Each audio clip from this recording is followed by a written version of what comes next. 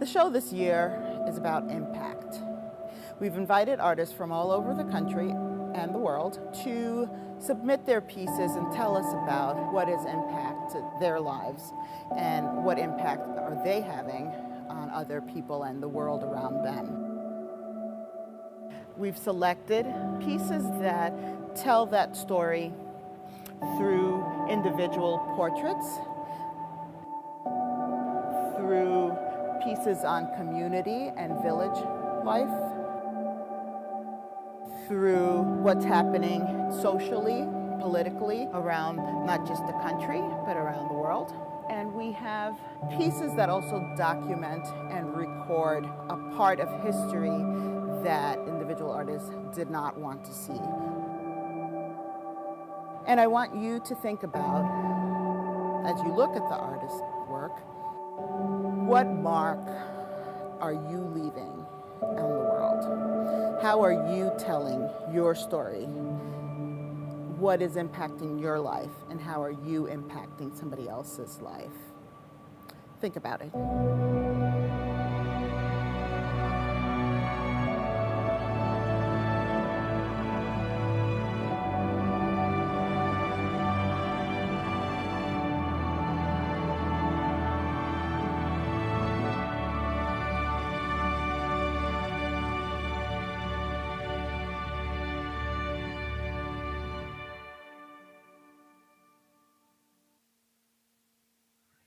Hello, everybody. I am Rosa Rojas. I am the lead curator at the National Afro-American Museum and Cultural Center, and that's in Wilberforce, Ohio.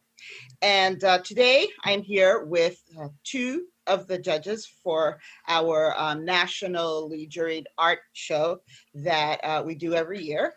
And we were gracious enough to be invited to Art Tells a Story, Let It Tell Yours.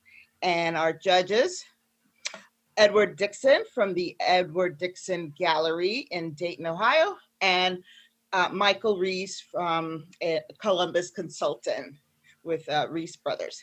Okay, so the name of the show this year, the theme of the show is impact. And there is so much going on in the world, so much unrest, that I wanted to give artists an opportunity to really respond to the theme of impact and what has impacted them in their art making and what impact are they having on the world and their community.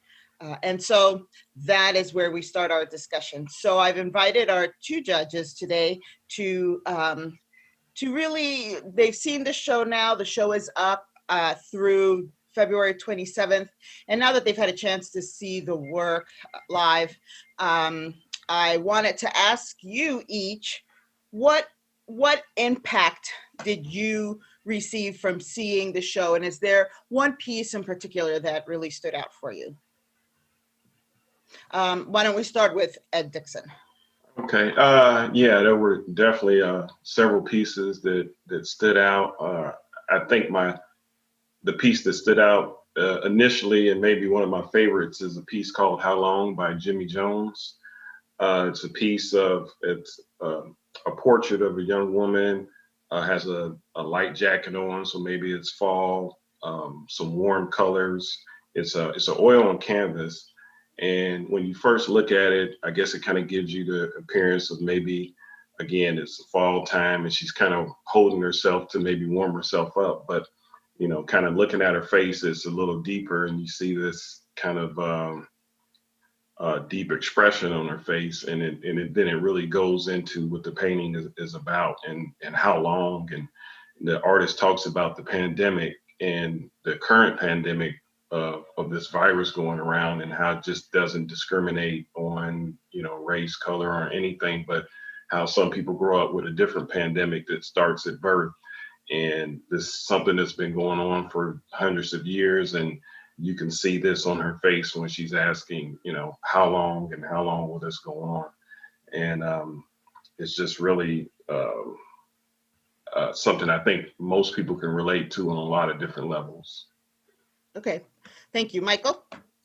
So, I was looking at the whole collection initially online, and then when I actually saw the work, huge difference, huge, the colors, the scale of artwork, and pieces I thought I would like, I was like, oh, that's great. And pieces that I didn't come across, such as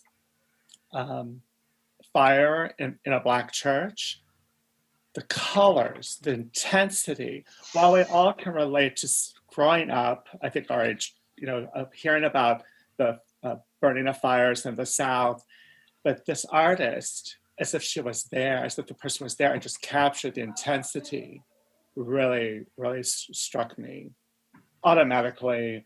As an art consultant and buying art for many of my clients, they all have a vision of what they want to capture, whether it's political or beauty, just like flowers and landscapes. But if you're into a political statement or a statement about life, that one was like in my face. I knew what they were saying. So a piece that really grabbed me, and for different reasons, is Women in Our Village by Gall, Mallory.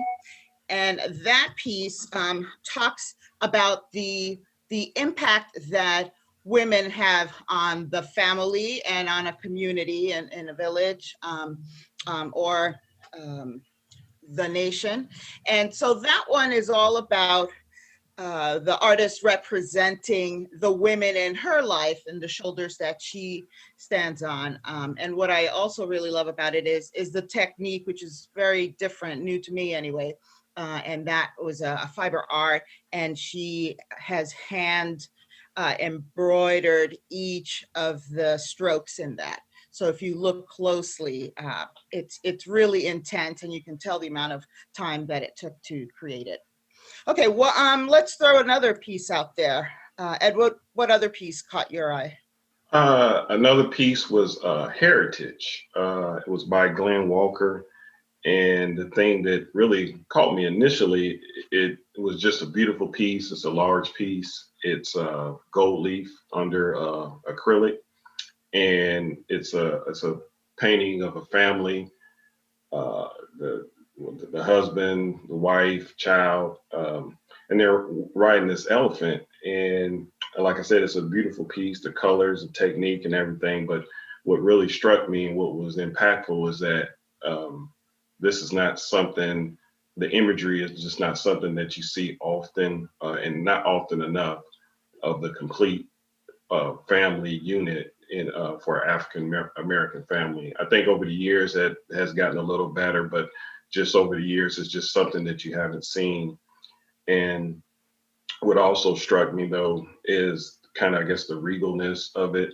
And on the surface, it might even seem a little idealized, but then also when you talk about images that are, or in this case, maybe even hidden, is that the history of African Americans goes back before slavery. And when you go back to Africa, an image like this, when you go back to the kings and queens and some of the richest traders that ever lived, this image wouldn't be something that, it definitely would be something that is more realistic.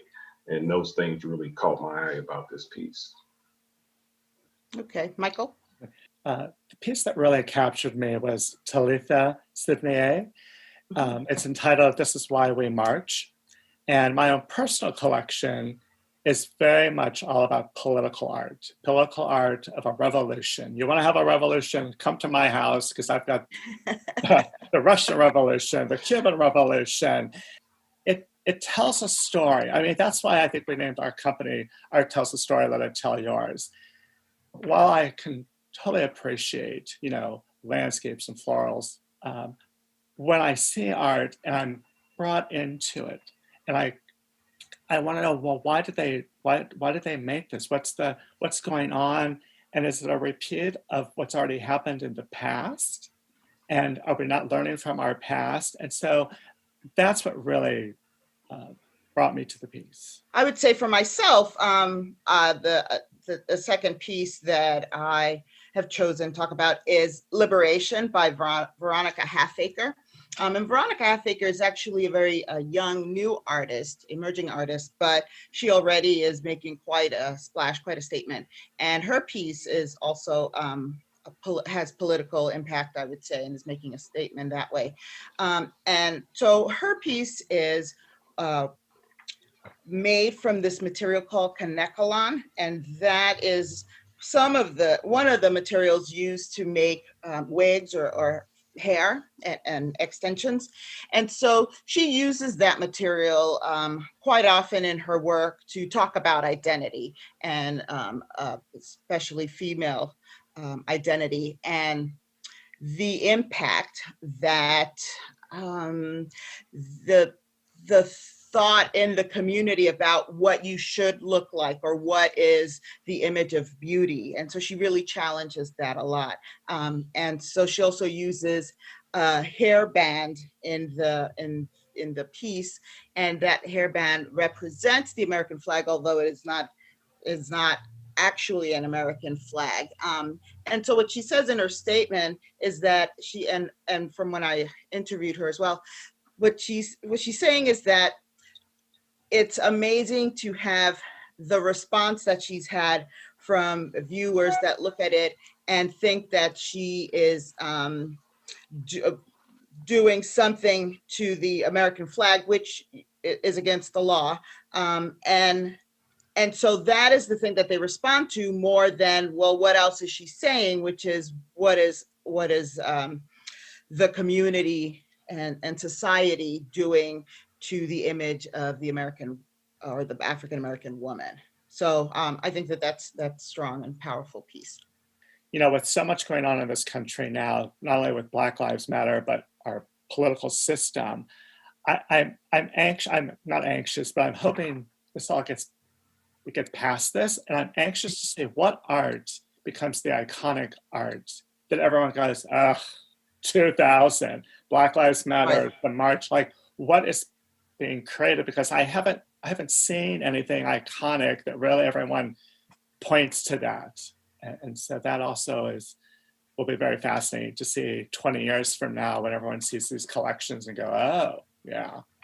So I think that's a real challenge that you're throwing out to artists and designers today. What is the one prevalent image, if there is one, if there can be one, for this decade that really sticks with people in people's minds? Yeah, excellent. Okay, so our final piece that we are discussing is, Ed, for you. Natural Woman, and there's two artists on this. It's if I get this right, Onzi DeAndre Norman and Darren Darby, and this is acrylic paint, sand, stained and on wood. And this is one of those pieces, like we kind of mentioned earlier, that the whole collection you have to see in person. I mean, it really changes when you see it. Two-dimensional screen can't really give you the colors and the scale that these pieces have. And this piece in particular is very three-dimensional, has many layers. And the piece talks about, it's about Barbara Cheeseborough. It's a portrait of her. And she was the first cover model for Essence magazine. She was on some other magazines, but she was also known for being, I guess, Afrocentric at the time in her hairstyle, and really having confidence in that, in a time where, and even still today, a lot of women and Black women are still not confident with their natural hair. And even for me, it's strange that it took me probably 4 decades to kind of shake off some of the bombardment of what is, the standard of beauty, to kind of be able to branch out and see, more than just what's being presented on TV. And this piece, even with the layers, when you see it in person, you can't see it, again, two-dimensionally, but in person it has layers. And I imagine maybe those layers have different meanings. It could be different layers of pain, different layers of trauma over the years, different things. And this piece, really just caught my eye. And I'm sure, for women and Black women in particular, it'll probably even have a deeper meaning that I can't relate to as a male, but I thought this was a really amazing piece. Excellent. And Michael, for you?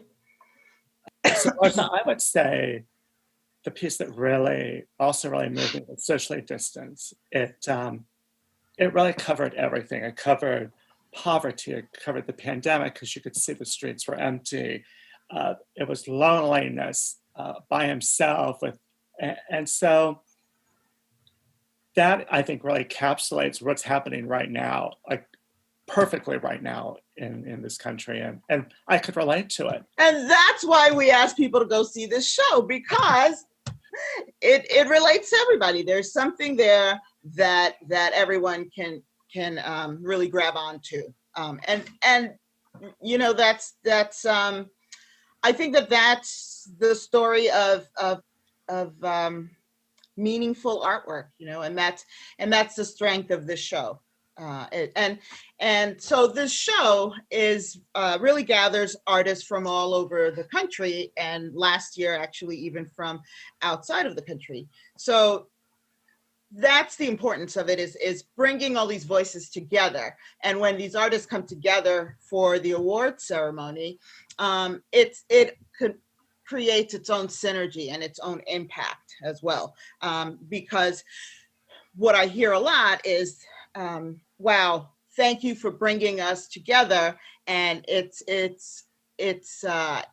important for us to be near other people that are also expressing their opinion this passionately. And so it makes them feel like they belong. And those are the comments that I hear the most. All right, so our last piece, Michael, What I also say about Morris's piece is, even it's a very small piece, relatively speaking to some of the rest of them, but the detailing, the tiny details throughout the whole piece, you just are looking at all of it to see the meanings of what he's very subtly incorporated into the piece. So I wanted to share that. Yeah, so really it pulls you in, because at the beginning you look at it and you don't see it all. You don't really get the full impact until you start looking deeper and digging deeper. Yes, I agree. Okay, my final pieces, and I'm actually going to pull two together to talk about, and one is, they called it Necktie Party by Aura Clay, and Lest We Forget, Make America Great Again by Kei Onwukwe. And these two pieces, if you look closely, are about the past. So they talk about the lynching that is unfortunate, but has happened in our country. And so they're comparing that to today, what's happening, what's impacting us, that is most closely not related to, but that closely resembles the unrest that happened years ago. And how is that, what does that look like today? But what I love about looking at and comparing these two pieces is that it's a similar topic, but they've approached it very differently. So Kay's work is watercolor on paper, and Aura Clay's work is fiber art. So she does a small quilt with ties, with really beautiful ties. So it draws you in because of the beauty of the material. And then once you look closer, then you really start to get what it's about. And the actual quilting that has no color, but on the left side of the piece, you can see that it's about lynching.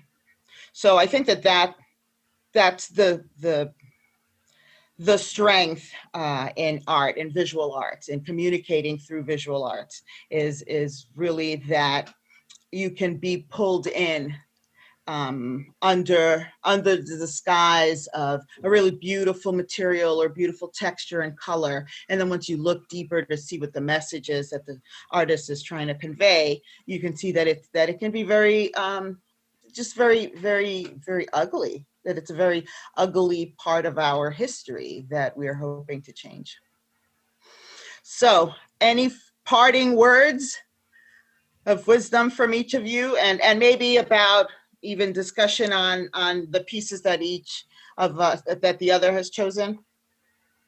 Well, the piece you were just talking about, I did really enjoy that piece as well, and it did kind of draw me in with one aspect, and then, when you look closer, yeah, there was just so much more to that painting, and I think a lot of, I mean, not painting, but quilt, but Quilt. it was so much, so many pieces that had those layers to it, and I think the whole show was kind of lived up to its name of being theme of being impactful.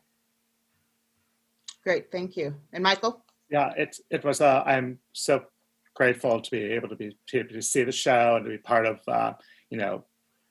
broadening my knowledge of other artists. The one thing I find in doing our business, Reese Brothers, is for our clients is finding African-American artists because they're not really represented very well or broadly in galleries. They're all in like little groups or niches that don't seem to get a lot of publications in general in like magazines or newspapers. So this has been really wonderful for me to have more people that I'll be able to pull from for future projects. So thank you, Rosa, for reaching out to me. We did it then. That is a big part of our mission at our museum. What we like to do when we display this show every year, we try to really choose different judges, and we really try to spread the word as much as we can, because it is exactly what you're saying, Michael, an opportunity for exposure to these artists, so we can gain new audiences each year, but also exposure to the visitor who may not have an opportunity or not know exactly where to go to catch this kind of artwork. And the other thing I really picked up on, some of the pieces I was so drawn to, I said, well, those belong in a museum.